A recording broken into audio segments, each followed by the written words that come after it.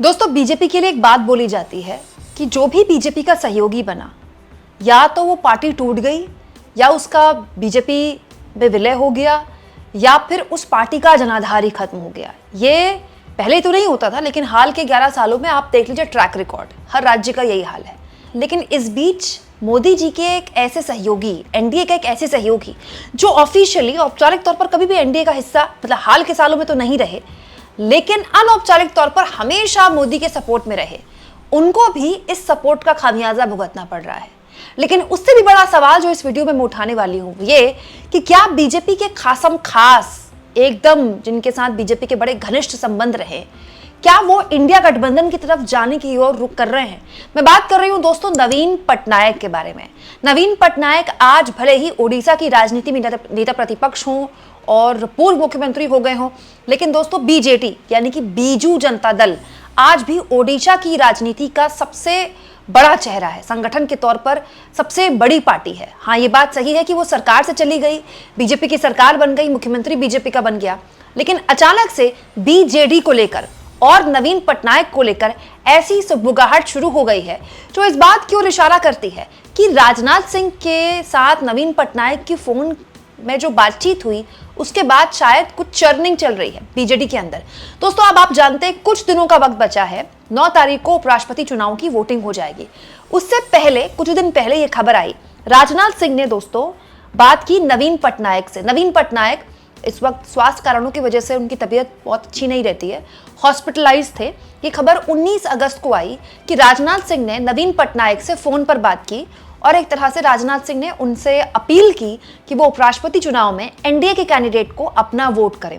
हालांकि अब तक इस अपील का जवाब नहीं आया है। राजनाथ सिंह से पटनायक की कोई बात हुई होगी तो मुझे पता नहीं, लेकिन नवीन पटनायक की पार्टी से जब पूछा गया, इसी खबर में लिखा है कि क्या बीजेडी एनडीए के कैंडिडेट को समर्थन देगी, तो कहा गया कि जब हमारे पार्टी प्रेसिडेंट अभी हॉस्पिटलाइज हैं, जब हॉस्पिटल से बाहर आएंगे तो इसका फैसला किया जाएगा। क्यों दोस्तों? तब इसीलिए क्योंकि नवीन पटनायक उस वक्त हॉस्पिटलाइज थे। अब नवीन पटनायक हॉस्पिटलाइज नहीं है, लेकिन नवीन पटनायक की पार्टी को लेकर तमाम तरह की अटकलबाजी पिछले कई दिनों से ओडिशा के राजनीतिक गलियारों में चल रही है। अब आप कहेंगे दोस्तों नवीन पटनायक की पार्टी के लिए राजनीतिक गलियारों में चर्चा चल रही है तो उसमें इंडिया गठबंधन क्या करेगा और इसमें एनडीए को क्या नुकसान है?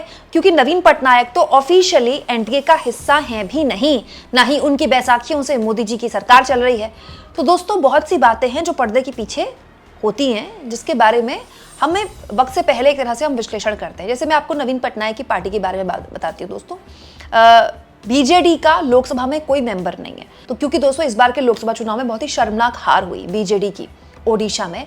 न केवल उसको एक भी सीट भी नहीं मिली और तो और उड़ीसा से उसकी सरकार भी चली गई। लेकिन एक चीज है दोस्तों कि बीजेडी के पास 7 राज्यसभा के मेंबर्स हैं, 7। अब बीजेपी ये चाहती है कि ये जो बीजेडी के 7 राज्यसभा के मेंबर हैं ये एनडीए के कैंडिडेट को वोट करें, लेकिन इसमें कुछ खबरें हैं जो छन छन कर आ रही हैं। दोस्तों अब ये जानकारी निकल कर आ रही है ओडिशा के राजनीतिक गलियारों से कि अगर बीजेडी के सांसदों ने एनडीए के उपराष्ट्रपति उम्मीदवार को वोट किया तो हो सकता है कि नवीन पटनायक की पार्टी टूट जाए। क्यों? इसके बहुत से रीजंस हैं। दोस्तों नवीन पटनायक एक बहुत ही लोकप्रिय मुख्यमंत्री रहे ओडिशा के। वो उन मुख्यमंत्रियों से हैं जिन्होंने सबसे लंबे वक्त तक किसी एक राज्य में राज किया, नवीन पटनायक। और नवीन पटनायक के प्रशासन की बहुत तारीफें मैंने सुनी है। इनफैक्ट कुछ साल पहले जब मैं एमपी चुनाव के लिए एक न्यूज़ चैनल के साथ जुड़ी हुई थी, एबीपी न्यूज़ के साथ थी मैं, और मैं एमपी चुनाव के लिए कवर करने गई थी, तब मेरी एक दो उड़ीसा के लोगों से बातचीत हुई थी। तब उन्होंने कहा था कि भाई कहीं बीजेपी आ जाए और कांग्रेस आ जाए, हमारे ओडिशा में तो नवीन बाबू बढ़िया हैं। क्यों? क्योंकि नवीन पटनायक का एक छवि रही। और ये भी बात सच है दोस्तों कि नवीन पटनायक की पार्टी आज भी संगठन के लिहाज से सबसे मजबूत पार्टी है। लेकिन इस बीच एक ऐसी चीज हुई है जिसको लेकर नवीन पटनायक की पार्टी में जबरदस्त गुस्सा उत्पन्न हो रहा है। क्या दोस्तों? नवीन पटनायक की पार्टी के कार्यकर्ता जो लंबे वक्त से उनके साथ जुड़े रहे, वो चाहते हैं कि अभी भी जो मुख्य विपक्षी दल है उसकी जो एक तरह से जिम्मेदारी उनकी पार्टी ठीक से नहीं निभा रही है। क्यों? क्योंकि पटनायक खुद नेता प्रतिपक्ष हैं और उनकी तबीयत ठीक नहीं रहती है और उन्होंने लोगों से मिलना लगभग बंद कर दिया है। जब नेता लोगों से मिलना बंद कर दे तो समझ लीजिए कि उसका उसके लिए बहुत सबसे बड़ी मुश्किल यही है, नेता का लोगों से मिलना ही सबसे इंपॉर्टेंट है। और नवीन पटनायक की तबीयत ऐसी नहीं है कि वो अब लोगों से मिलें। तो बहुत से ऐसे लोग जो नवीन पटनायक की पार्टी से जुड़े रहे, जो उनके कार्यकर्ता हैं, वो ये चाहते हैं कि भाई पार्टी जमीन पर लड़े और सत्ता वापस हासिल करे, जो कि बहुत मुश्किल काम नहीं है, क्योंकि नवीन पटनायक का अब भी एक बहुत बड़ा, उनकी पार्टी का अब भी एक बहुत बड़ा जनाधार है, बहुत बड़ा। इसके अलावा दोस्तों सुनने में ये भी आया है कि बहुत बड़े स्तर पर वो असंतुष्ट जो नवीन पटनायक जिस तरह से पार्टी चला रहे हैं उसको लेकर बहुत खुश नहीं है, वो एक तरह से इंडिया गठबंधन की तरफ भी देख रहे हैं। दोस्तों राजनीतिक तौर पर राहुल गांधी का जिस तरह से हिंदी पट्टी में उनका एक, आप कह सकते हैं पहली बार उनको हिंदी पट्टी के लोगों ने इस तरह से हाथों हाथ लिया है बिहार की वोटर अधिकार यात्रा के बाद। तो ऐसे बहुत से लोग हैं ओडिशा में जो कांग्रेस की तरफ भी देख रहे हैं। अभी राहुल गांधी कुछ दिन पहले ओडिशा गए भी थे। दूसरा दोस्तों ऐसे बहुत से लोग हैं जो ये चाहते हैं कि नवीन पटनायक अपने स्तर पर भी प्रयास करें। भाई उनके लिए दोबारा से सत्ता में आना कोई बहुत मुश्किल काम नहीं है। और ऐसी भी जानकारी है दोस्तों कि बहुत से ऐसे लोग हैं जो पुराने बीजेडी से जुड़े हुए हैं, हो सकता है कि वो अपनी अलग एक पार्टी बना लें। अमूमन ऐसा होता है दोस्तों, आपने देखा होगा, अपना एक अलग दल बना लें जो कि गैर बीजेपी गैर कांग्रेसी हो। इसमें आपके पास बार्गेनिंग पावर बहुत होती है, किसी दूसरी पार्टी में शामिल होने से कहीं ज्यादा पावर होती है। ये जब होगा तब होगा। लेकिन अभी जो जानकारी मिल रही है दोस्तों कि नवीन पटनायक की पार्टी इस बात को लेकर बिल्कुल भी, मतलब उनका एक पार्टी का एक हिस्सा है जो इस बात को लेकर संतुष्ट नहीं है कि वक्फ वाले मामले में जिस तरह से अचानक से नवीन पटनायक के सांसदों ने वक्फ के समर्थन में वोट कर दिया। ओडिशा के कुछ लोग हैं, ओडिशा के कुछ नेता आप कह लीजिए स्थानीय लेवल पर, जो इस बात को लेकर संतुष्ट नहीं है कि आप नेशनल लेवल पर बीजेपी के इतने करीब क्यों दिख रहे हैं। राज्य में आपको उनसे लड़ना है तो केंद्र में आप उनके सहयोगी के तौर पर क्यों दिख रहे हैं। अगर आप ऐसा करेंगे तो कांग्रेस को फायदा होगा, कांग्रेस अपना संगठन मजबूत करने की कोशिश करेगी। हालांकि कांग्रेस का संगठन मजबूत नहीं है ओडिशा में। और ये सब क्यों हो रहा है दोस्तों, क्योंकि बीजेपी की सरकार भले ही ओडिशा में बन गई हो, लेकिन वो उसका जो प्रशासन है बहुत ही खराब तरह से सरकार चला रहा है और उसको लेकर ओडिशा के लोगों में एक असंतुष्टता का भाव पैदा होने लगा है।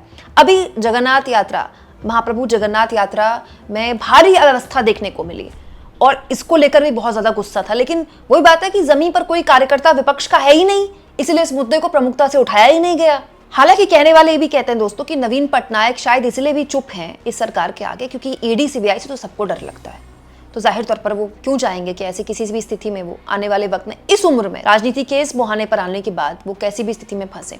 लेकिन हाँ, ओडिशा में बहुत कुछ है जो चल रहा है दोस्तों। इस बीच एक और जानकारी आई है कि राहुल गांधी के बड़े खास है रेवंत रेड्डी। दोस्तों आप जानते हैं जगन मोहन रेड्डी, वाईएसआर कांग्रेस के जगन मोहन रेड्डी ने कुछ दिन पहले रेवंत रेड्डी के लिए कहा था कि रेवंत रेड्डी जो हैं, मैंने आपको खबर भी दिखाई थी, राहुल गांधी और नायडू के बीच में एक हॉटलाइन है, मतलब वो एक ब्रिज का काम करते हैं। और रेवंत रेड्डी बार बार बात कर रहे हैं, ऐसी जानकारी मीडिया में चल रही है। रेवंत रेड्डी तो खुलेआम भी बोलते हैं कि मैं अपील करता हूँ कि जो इंडिया गठबंधन के कैंडिडेट हैं उनको समर्थन किया जाए। ऐसा सोशल मीडिया में चल रहा है दोस्तों। चर्चा है कि रेवंत रेड्डी ने चंद्रबाबू नायडू को बकायदा मैसेज दिया है कि आप इसके अलावा बीजेडी, मतलब ओडिशा की नवीन पटनायक की पार्टी, जेडीएस देवेगौड़ा की पार्टी, इसके अलावा पवन कल्याण की पार्टी जो कि इस वक्त आंध्र प्रदेश में सरकार का एक इम्पॉर्टेंट हिस्सा है, बीआरएस, इन सबको आप एकत्रित कर लीजिए, इन सबको आप एक कर लीजिए, आप पीएम बन जाइए। मतलब ये ऑफर राहुल गांधी के खासम खास नायडू को दे चुके हैं। ऐसी चर्चा है कि आपकी पार्टी, बीआरएस, इसके अलावा बीजेडी, पवन कल्याण की पार्टी, इन सबको आप एक कर लीजिए और उसके बाद आपको पीएम पद की हम कुर्सी दे देंगे, क्योंकि हमारा जो लक्ष्य है, जो इंडिया गठबंधन का लक्ष्य है, वो मोदी को हटाना है, पीएम चाहे कोई भी बन जाए। हालांकि दोस्तों इस तरह की बातों पे केवल हम बात कर सकते हैं, ये कभी हो जाएगा, I don't think so, it's not that easy, इतना आसान नहीं है। लेकिन ये बात सही है कि बीजेडी जो पिछले 11 सालों में एक तरह का एक बड़ा लुक्का छुपी चलती रही बीजेडी की। अच्छा, बीजेडी ने भी बड़े खेल किए हैं दोस्तों। ओडिशा में बीजेपी एक तरह से विपक्षी पार्टी थी, बीजेपी सरकार में रहती थी और एक तरह से सहमति सी रहती थी, लेकिन वो सहमति टूट गई एक तरह से 2024 के लोकसभा चुनाव में। कब? जब बीजेपी सीधे विपक्ष से सत्ता में आ गई और बीजेडी को एक भी सीट नहीं मिली लोकसभा में और विधानसभा से भी वो आउट हो गई। आउट होना मतलब सरकार से आउट हो गई, विधानसभा से आउट नहीं, सरकार से आउट हो गई। तो इसीलिए ये जो अभी तक एक फ्रेंडली मैच चल रहा था ना बीजेपी और बीजेडी के बीच में ओडिशा में, अब उस फ्रेंडली मैच में हो गया है इंटरमिशन।